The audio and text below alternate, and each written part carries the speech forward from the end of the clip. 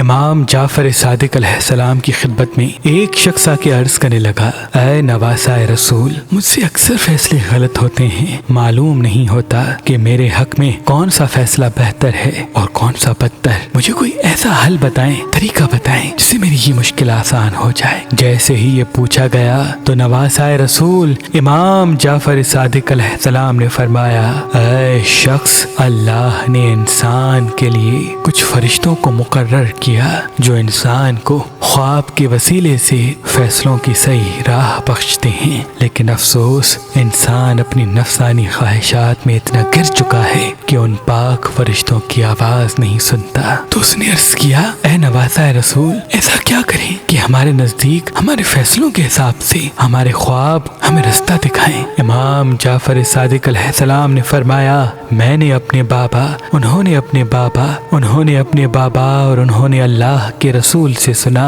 کہ جو انسان رات کو سونے سے پہلے 7 مرتبہ سورہ فاتحہ پڑھتا ہے اور اللہ سے دعا مانگتا ہے کہ اے اللہ، یہ جو فیصلہ میں کرنا چاہتا ہوں میرے حق میں بہتر ہے یا بدتر، تو جیسے ہی وہ سوئے گا اگر خواب میں خوشگوار ماحول دیکھے، درخت دیکھے، پھول دیکھے، خوشی دیکھے تو سمجھ جائے وہ فیصلہ اس کے حق میں بہتر ہے۔ اگر خواب میں جھگڑا دیکھے، آگ دیکھے، اختلافات دیکھے تو سمجھ جائے کہ وہ فیصلہ اس کے حق میں بہتر نہیں، وہ فیصلہ اس کے حق میں بہتر